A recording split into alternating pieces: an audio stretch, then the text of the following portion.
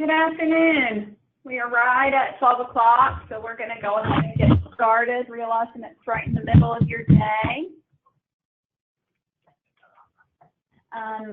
Kelly Vaughn here at the Morrisville office for Special Olympics North Carolina. I hope you guys are doing well. And we're just double checking, that it's being recorded. So glad that you guys were able to take some time just to get a preview of what to expect with fall tournament. And we're just going to run through some of the overview. Appreciate all the work that you all have already been doing to get ready for this event. And I hope that your fall training season has been going well for you so far, especially with some folks who've been dealing with weather. And look what my screen just did. Oh, there. That's great what it did there. All right, so again, I'm Kelly, and I have the pleasure of working with the various staff who manage the events for us out of this office. I also have the pleasure of working with a large group of games management team volunteers in the Charlotte area.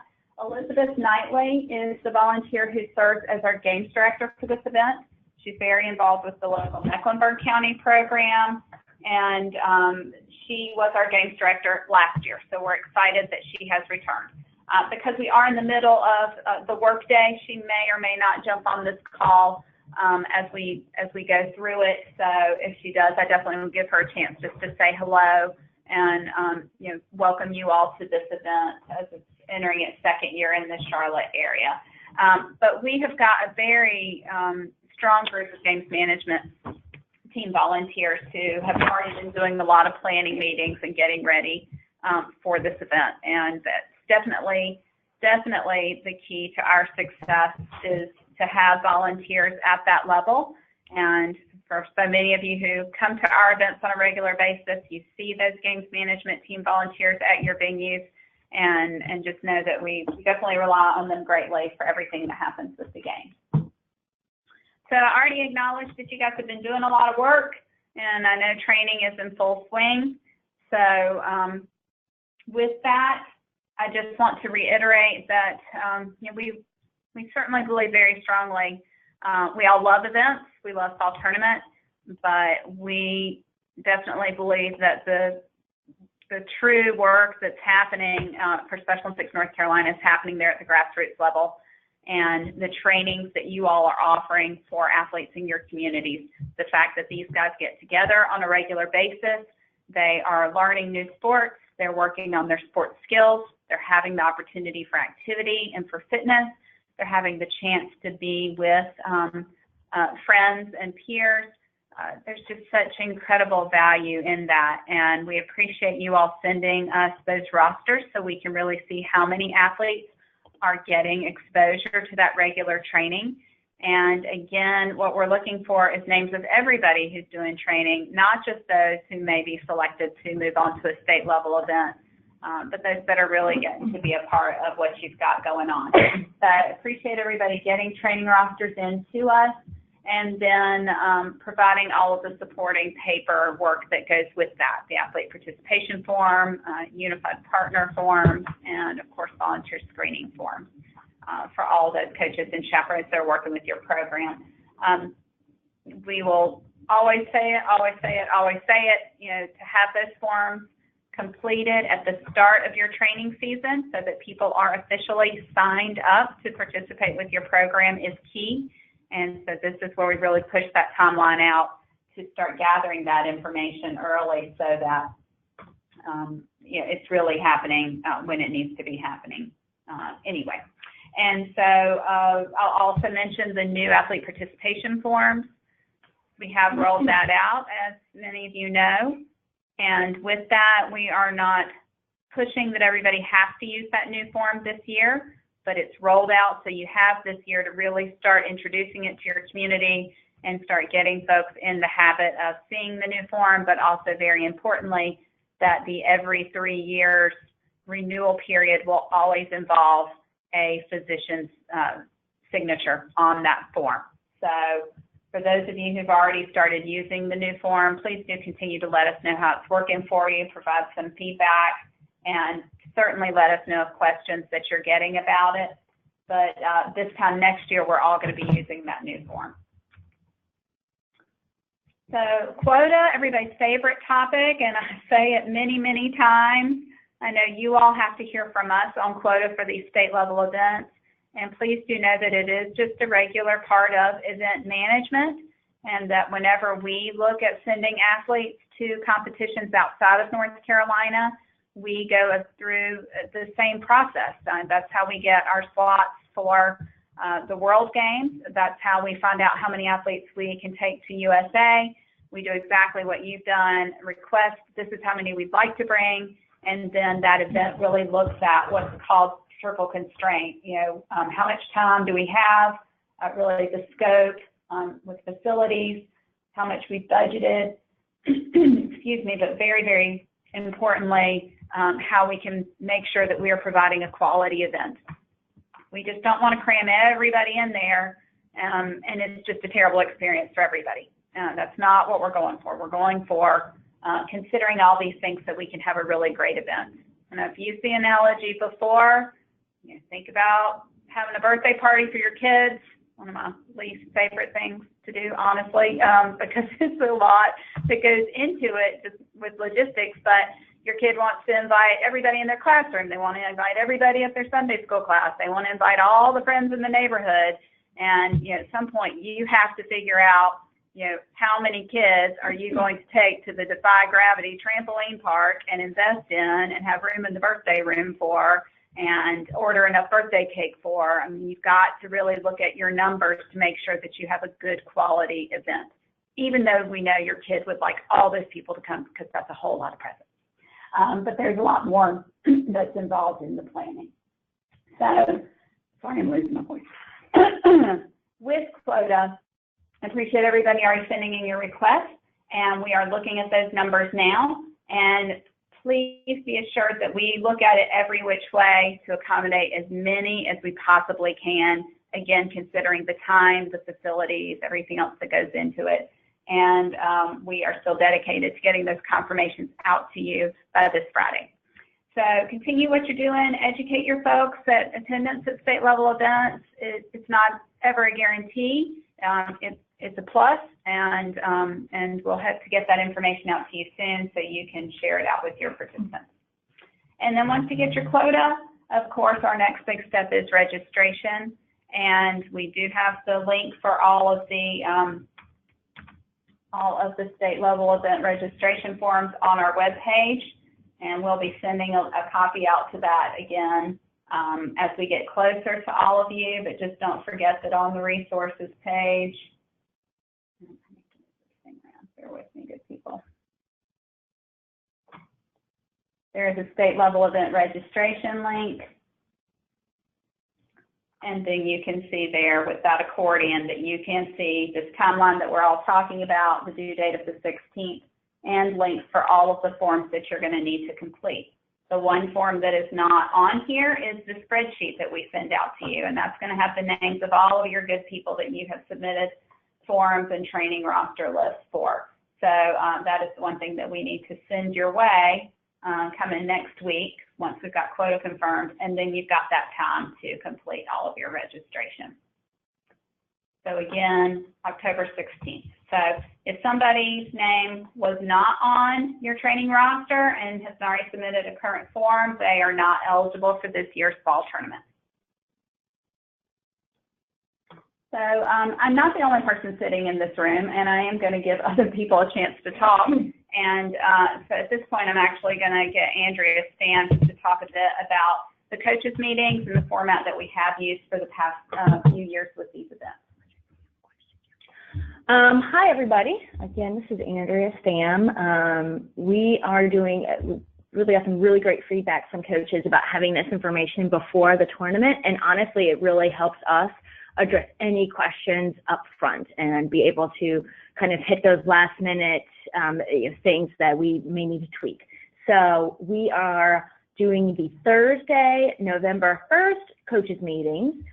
So a little bit, we had to switch it last year because of Halloween, but we really liked the fact that we did a Thursday and a Monday. I'm sorry, a Thursday and a Monday last year, but a Tuesday this year, to at least give you time to get everything ready and be on the road, since we don't want to trip you up on Thursday before games. We did get some feedback that that's too busy at the time, so no problem there.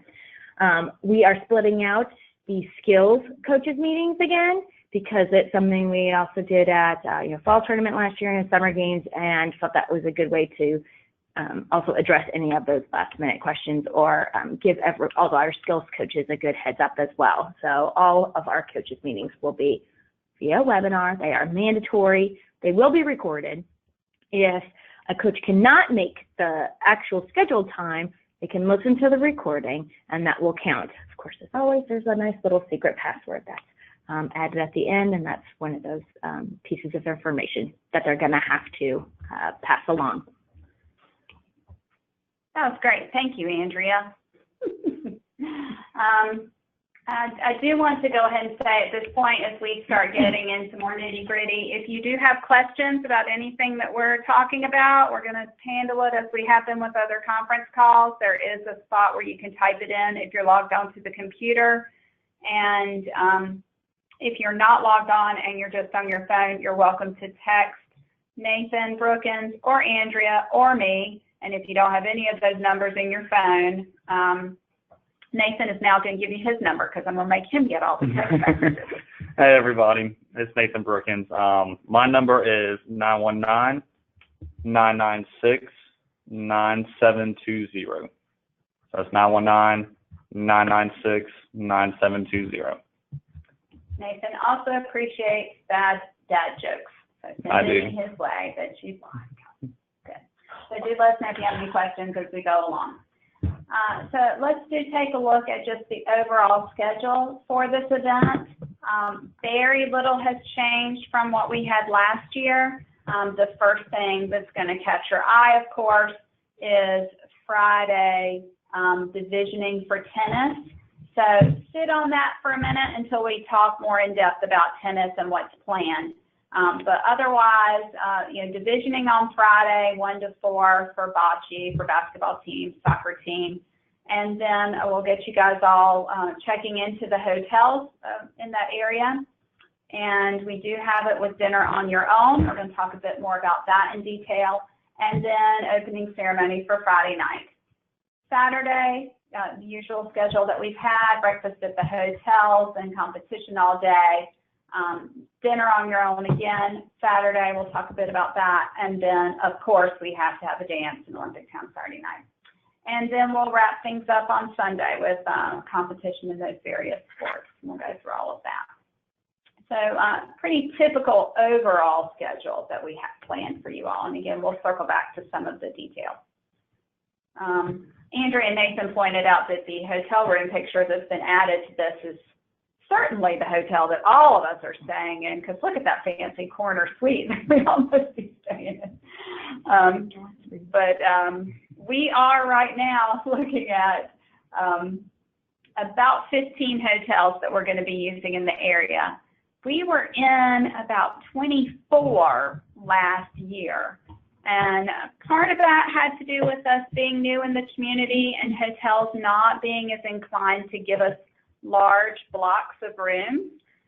But I think with some, them now seeing that we can bring in that business, we have been able to do a better job with those hotel contracts, and certainly hope we still stay to that smaller number, although that's not a small number, of hotels. But I think it did spread us out a bit with some hotels that we really had to get there later in the day. And so I'm hoping that hotel experience is great for everybody, and everybody's fairly conveniently located in the hotels. But typical stay is going to be 2 nights. It'll be important that you all indicate very clearly to us if you are needing to come in Thursday night for any reason. The way we're setting up the schedule, everybody should have time to drive into the Charlotte area Friday morning. So we are not providing hotel rooms Thursday night unless you all indicate it and realize that it will be at local program expense. And we'll be doing our usual sending out hotel assignments right there under 2 weeks before the event. And we do send those room lists out and really, really, really encourage you to read through them beforehand, because for those of you who've been a part of checking in at the hotel, the fewer changes and surprises you have the day of, the happier you all are going to be. So we want to make sure that Friday check-in, which will start around 3 o'clock, and in general, hotels do not guarantee to have hotel rooms earlier, don't guarantee to have them available any earlier than 3 o'clock. So that's why we have that 3 p.m. firm start time. But we want that to go as smoothly as possible.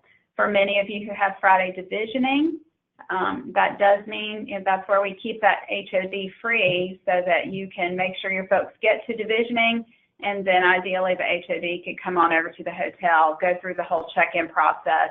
You can get all your room keys sorted out, and that way as your folks come over to the hotel, you can easily get them into their rooms. You don't want to be in that spot where you're bringing the entire crowd with you and they're standing there over your shoulder waiting for you to sort out a bunch of room keys. So really think through how you can manage that part on Friday so they can get to their competition as needed, but you can manage that part of it. And pretty much we say 3 to 5 p.m. for check-in at the hotel. So it's not like you have to be there right at 3 o'clock, but just gives you that window. And then I will also address the opening ceremony.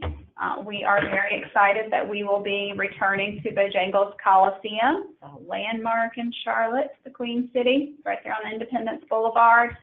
And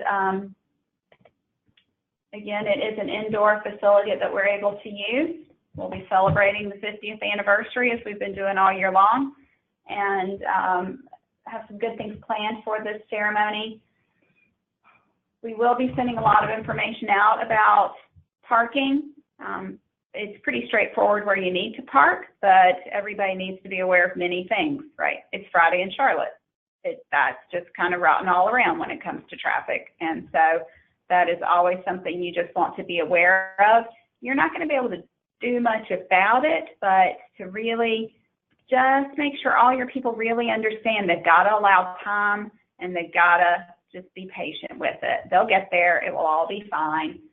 But a couple of things we're looking at to really help you all out with that is we're going to do this opening ceremony very similarly to what we did with Summer Games. And that means that we are not doing a big delegation march-in. We just, as you guys saw last year, we just don't have the space to really allow you to try and meet up with your entire delegation before you go in to march in. And I know that a lot of vehicles were coming in at staggered times, and that produced some challenges for you all. So there's not going to be a big march-in. You're going to have your signs, so you're getting recognized where you're seated. And we are going to open the doors at 6 o'clock with the DJ. So again, very similar to Summer Games, just big dance party for about an hour or so before the program begins that night. And that way you all can come in, get seated, and we're all dancing and then ready for the ceremony itself. The other thing that we have really been exploring, and I did just send out a survey to you all earlier today and really ask that you take 5 minutes to answer it. That's all you'd need. But Friday night dinner. We know it's super hard to try and get everybody fed and then get them all over to Bojangles Coliseum. So we are talking to the Coliseum about pre-ordering like box dinners that you guys at local program cost could say, yes, we want 30 dinners for our delegation, and you could come on over to the Coliseum. We can give you those dinners and you guys can sit in the stands and have dinner. So you're not fighting the traffic. You're not necessarily having to deal with restaurants or late pizza delivery. I know this is an option and not necessarily optimal for all of you. So that's where we're trying to just gauge what kind of interest we have so that we can finish negotiating with the facility and hopefully make this happen. So it is something that's still in the works, but we're working on that. And then I've been telling lots of people, and will continue to say it, that it's going to be a busy area that night. Ovens Auditorium is a facility right next to Bojangles Coliseum, and the great Bob Dylan will be performing there that night. So there's going to be that traffic that we'll be working around. So if somebody tries to charge you $5 for parking, you're probably in the wrong spot, and you're going to end up going to see Bob. So if you want to come see us, you shouldn't be paying for parking. Just make sure you're following the signage. And then across the street in the kind of convention center area, there is a massive Christmas craft show. Since our fall tournament is bumped 1 week later, we are following on that same weekend when that starts. So there will be lots of crafty people out there parking as well. So always lots going on. So good again for everybody just to be mindful of it. So I'm going to let you guys go ahead and shift over to competition and tell you a bit about the competition venues that we have. So basketball is first up. Okay. Toss the ball. So we are back at Carolina Courts, and the great thing is because it's 3-on-3, we only utilize half the court. We will be just at Carolina Courts for all of 3-on-3 competition. Last year for 5-on-5, we're in multiple locations. We are not doing that this year, obviously.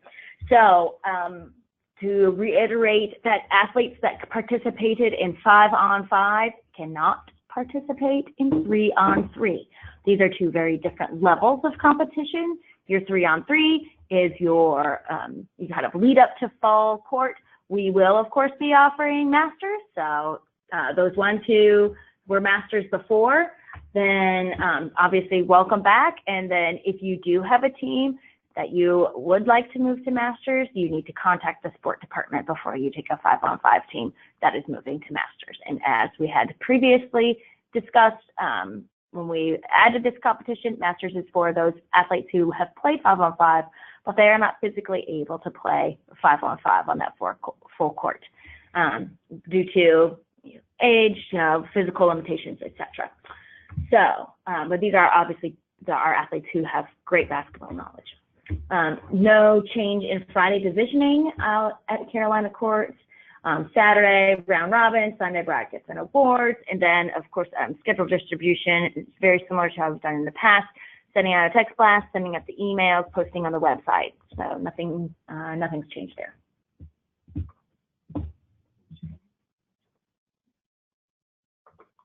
Andrew's patiently waiting while we now go to the individual skills slide. And we do have a change. We have been at individual skills at Crestdale Middle School. And because basketball 3-on-3 only utilizes the half court, we have room to put them all at Carolina Courts as well. Again, basketball skills will only be on Saturday. We are not moving to a Saturday-Sunday competition. They do not come to Carolina Courts on Friday for divisioning. Again, basketball skills only on Saturday. Basketball skills only on Saturday, even though it is in the same place as 3-on-3. Again, Saturday AM divisioning by delegation there at Carolina Courts. We'll assign them stations, and then finals and awards after lunch. Fantastic. Bocce, we are moving to a new venue, Chestnut Square Park in Indian Trail, which is conveniently across the parking lot from basketball. So this is going to be a hop-in venue because we do have one more sport that we're going to be adding there, and you'll hear about that in just a little bit. No real change on the actual format. We have Friday divisioning where we'll be assigning your your delegation a court and a time to come and roll the 3 balls, for measurements and such. Saturday is similar to last year, round robin, Sunday bracket tournament and awards, and then schedule distribution as per usual via text, email, and posting on the website. We will be doing some adjustments for how we stage athletes to the courts.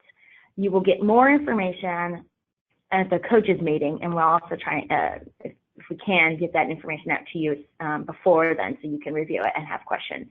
But I want you to think of it, if you have any experience with a track and field or swimming or even going to USA Games this past year in Seattle, it's similar. We are going to have a specific staging area where our athletes will be held and taken to their courts by volunteers. So we were going to set that up here this time at Chestnut Square. And I would just add, that change is coming from what Andrea and Pontenberg experienced, and many of our officials with the USA Games in Seattle. And I think that it's just worth mentioning because, number one, these guys will tell you all day long, staging is key. In pretty much any sport, right? Staging is key. to successful and smooth competition, but also always open to what can make it even better. And so I think this will be a good enhancement for what's happening at bocce. Hello. So golf will be back at Charles T. Myers this year. So the same course that we were at last year. Unified levels 2 and 3. One difference for levels 4 and 5 this year, we will not be utilizing physical scorecards that you have turned in for registration previously. Yeah, and it'll be so we will be using the GEN system where you update your scores for levels 4 and 5, and that will be that's also in the updates webinar where we talk more on that as well. So we will require the 6 scores entered into GEN from August 1st to October 16th. Of course, if they have more scores, we want them to enter any and every score that they do receive to give them a better handicap. Competition will start on Saturday morning with scheduled tee times, competition all day Saturday and all day Sunday with awards on Sunday for golf competition. Scheduled distribution will be the same as other sports via text, email, and update on the website. So no scorecards. No scorecards. For 4 and 5. 4 and 5. As mentioned in the golf sport notes, in the golf updates webinar, right? Yep, and all that, and all that. So this is not new information. Nope. All right, roller skating. Same place as last year. Nice big, large competition space. Again, it's roller skating, so we may have a few birthday parties out there. Awards indoors again.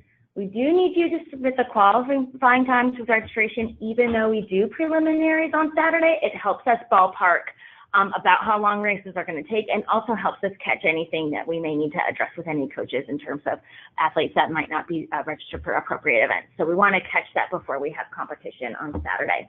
And then, of course, Sunday finals and awards. Roller skating birthday parties, brutal. All of that, brutal.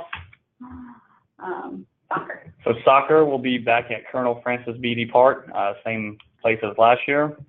And as you all may have seen from last year, parking is limited. That is right close to the field. So we will have a designated parking area where we will be having shuttles this year, transporting you from parking to the venue and back. So we will have that for you guys this year. Bring shade, bring chairs. There's plenty of room to set up around the fields, in between the fields, and around the parking lot. So please bring shade and chairs. There is very little out there provided already. Friday divisioning stays the same. Saturday round robin with scheduled times. And then Sunday is our final tournament bracket, and awards will be awarded on Sunday. Scheduled distribution will be the same. And for skills for soccer will be Saturday only. So Saturday only for soccer skills, and that will be on one of the fields closer. We will not be down at the field we were last year where we had to make you walk a little bit further. So we will be at a closer field this year, over close to the parking lot. And also, we did not mention golf skills.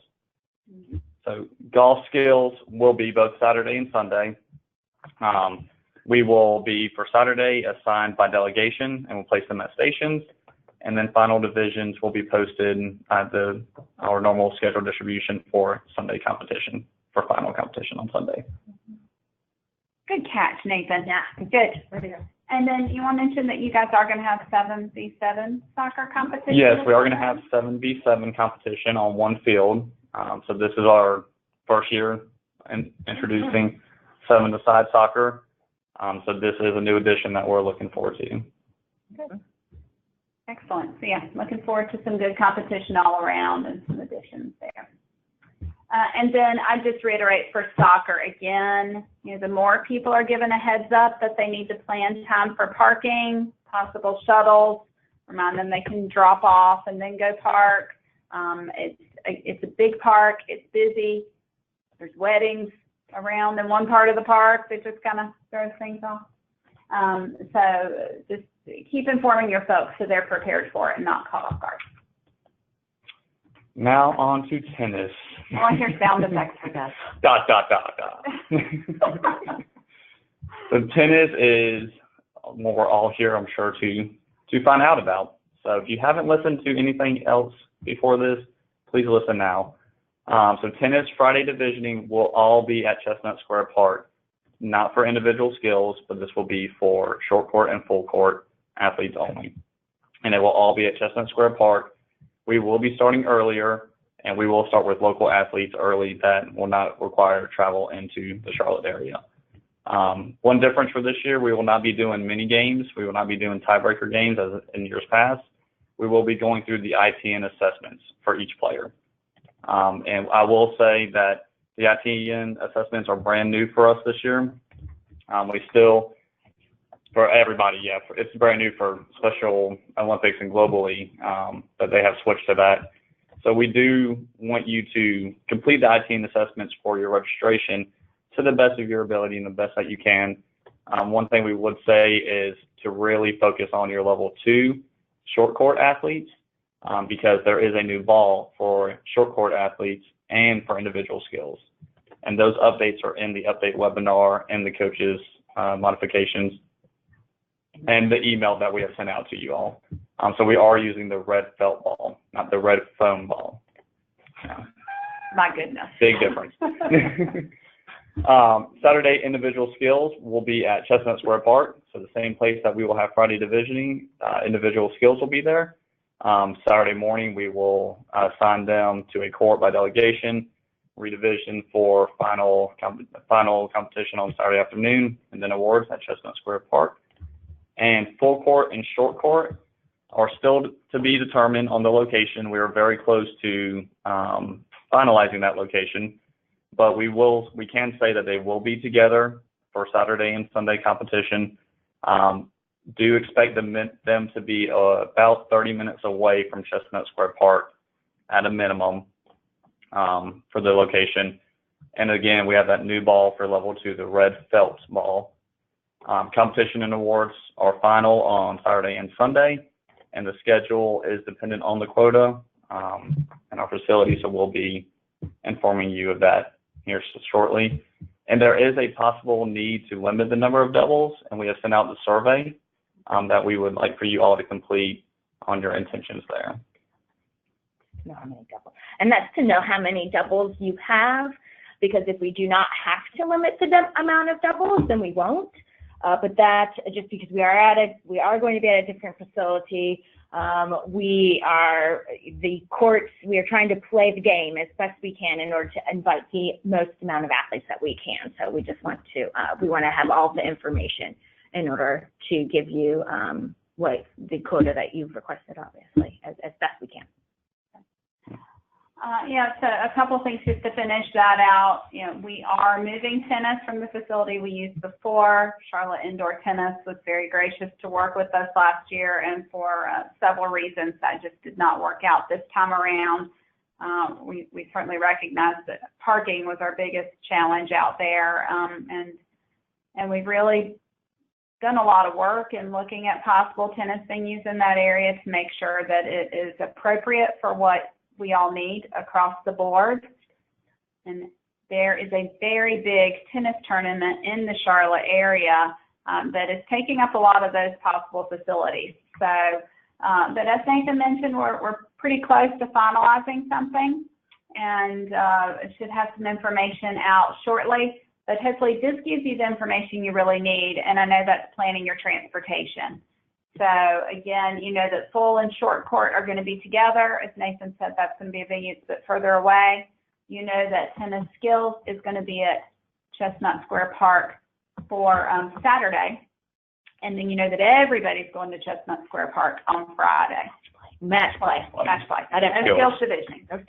So with that, again, Chestnut Square Park, that means that there's bocce happening there. There's, as we mentioned, match play on Friday and skills on Saturday for tennis there. And then there's basketball happening right there. So again, in planning your transportation, so it's a lot of activity that's going on right there in that area. And that's one that's pretty conveniently located to some of our other venues. But I know you all kind of have to sort out the transportation piece of things, so hopefully that will be helpful for you. and we're excited that there'll be a lot of good activity in that spot. And then with the doubles piece, I just want to reiterate, when we collect quota, we're looking at numbers of people. So that's where we collect tennis singles quota for full and short court, because that gives us the number of athletes. We're assuming they're all coming for singles. And then during registrations, where we find out if they're also going to be doing doubles as an event. But as these guys mentioned, we're trying to kind of get ahead of that a bit, because we're looking at the number of courts we have and really how we can maximize competition. So please do take a moment to answer that survey for us. All right, and then I just want to touch on Saturday night, what else is going to be happening that evening. As I mentioned, dinner is on your own. Some of you have the opportunity to go to a local church where they donated a meal and cooked for you all, and heard wonderful things, not just from the delegations that got to do it, but the churches just absolutely loved it and have all begged to do it again. And we've had somebody working on bringing more churches on board with that. Honestly, still not as many as I would like to have, but somebody has been working on it. So there will be a handful of you all that will be able to take advantage of that. And that is the other part of the survey that I sent out.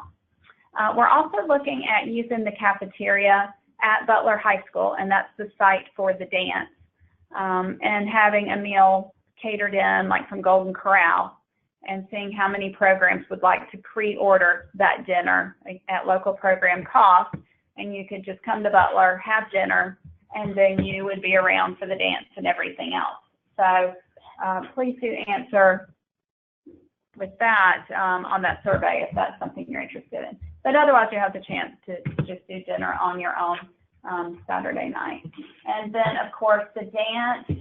Elevation Church did a lot of stuff for us, and they're going to help us out again this year with the dance. They love to come in and bring all the decorations, and they're actually going to bring a DJ, and just really into putting on a good party for the athletes. So we're excited to have their support. And of course, there will be other activities happening. Healthy athletes, it's huge what's happening with healthy athletes. And we've had such an uptick in people participating in that, which has been fantastic. And we are looking at how to now better manage the long lines for that, because we do not want anybody to spend half their evening standing in line.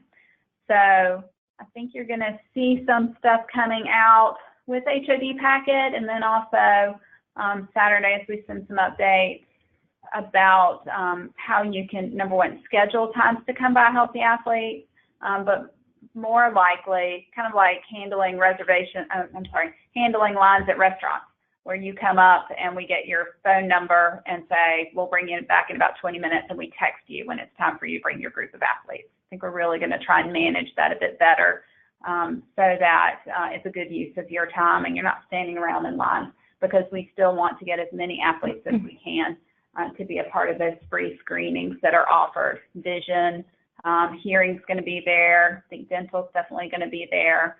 And I believe Strong Minds might be there as well. And that's the one that kind of works with the athletes on how to deal with anxiety and stress.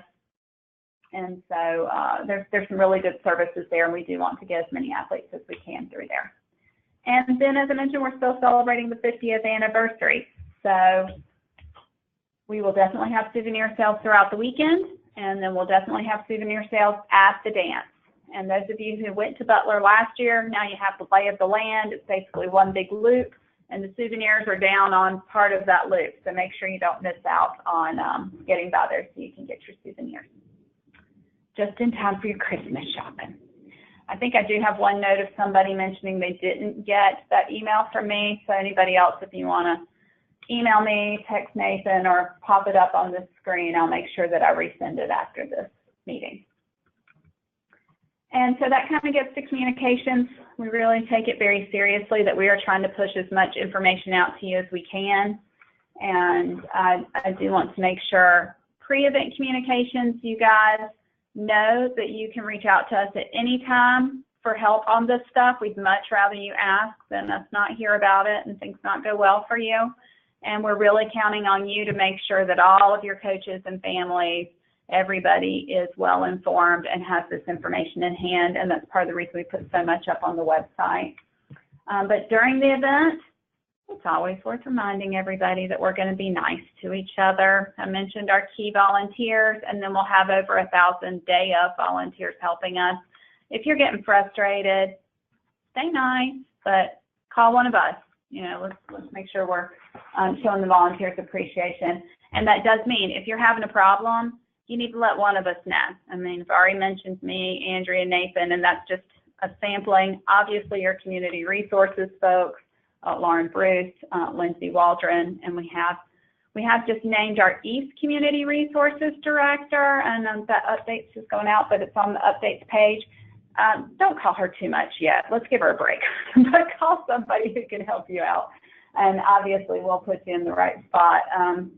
But we can't help you if we don't know there's a problem. And all the time during these events, everything seems to have gone great at the hotels. And then a week later, Lindsay and I'll find out that there were 3 medical transports from a hotel, and nobody let us know anything about it so that we could provide the resources and certainly be aware of it. So we appreciate people being resourceful and trying to manage difficulties. It doesn't mean you still shouldn't be reaching out so we can be a part of that solution and be aware of it. So let us know when it's happening. You have a much better chance of things going more smoothly for you, and we want it to go well for you.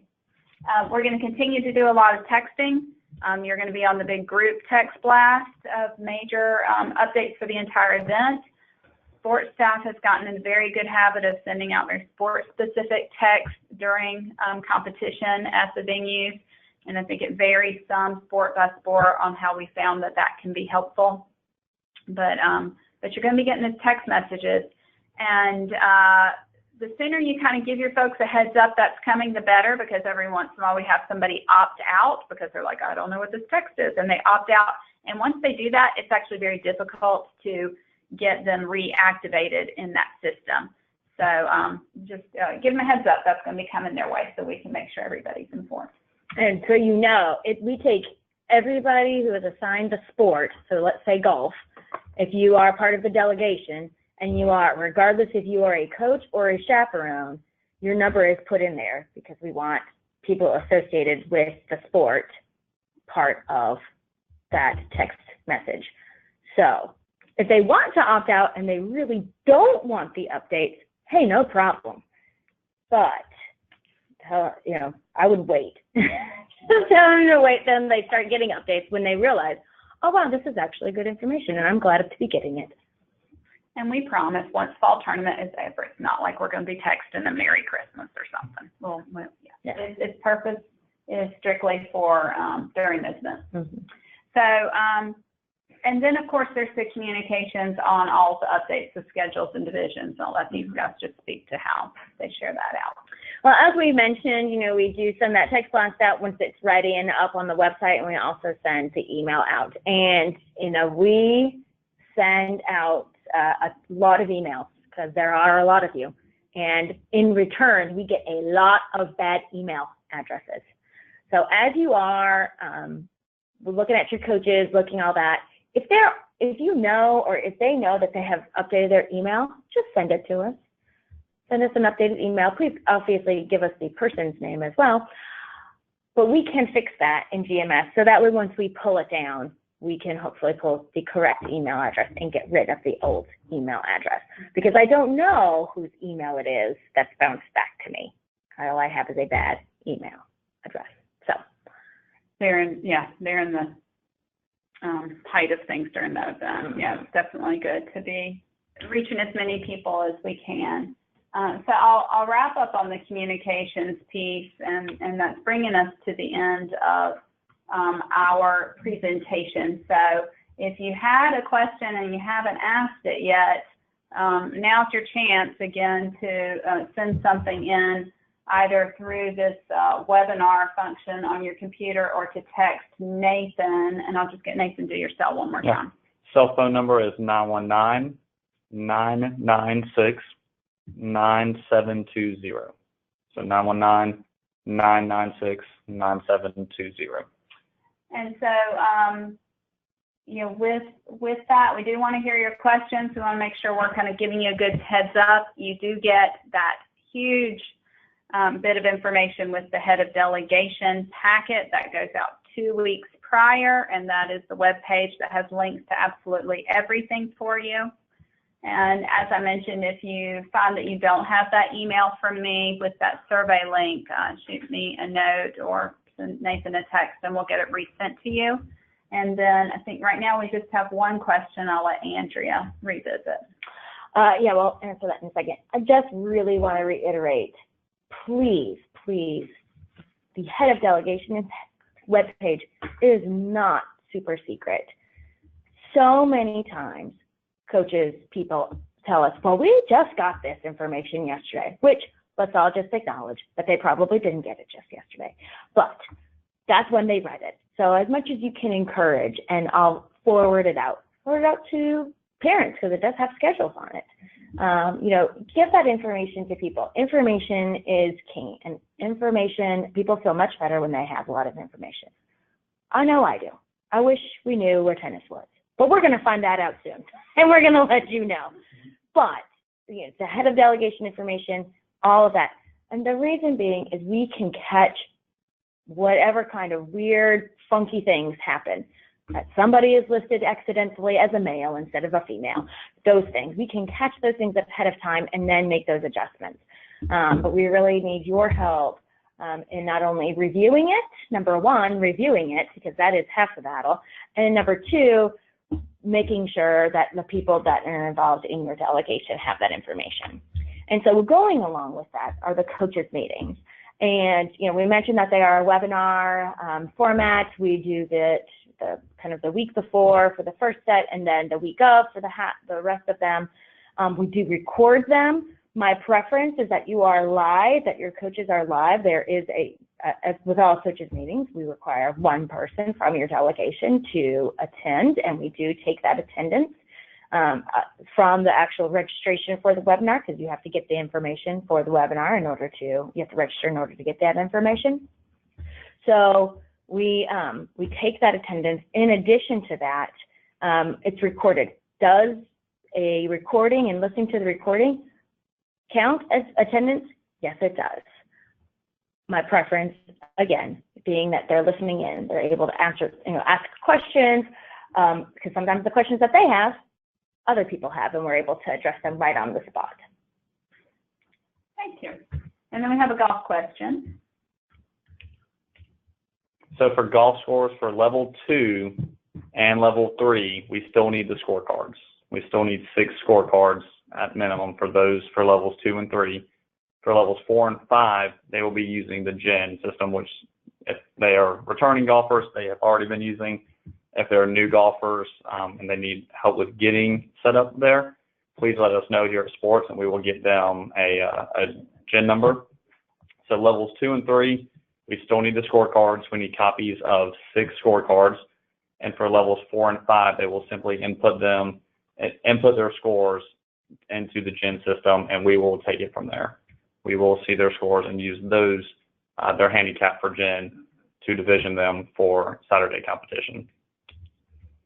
So to be clear, they still need to play a round of golf. They actually need to play 6 rounds of golf, 6 rounds between August 1st and basically next week. Yeah. Right? So if they haven't gotten that in, they're going to play golf a lot. Have a fun week next week. Excellent. Good. I think that does wrap up the questions that we've gotten up to this point. Obviously, we all think of something after the fact, so shoot us a note if you do think of it. So thanks again for taking some time out of the middle of your day. We look forward to seeing you guys in November, and we'll work on a couple of things on fall tournament until then. Thanks so much.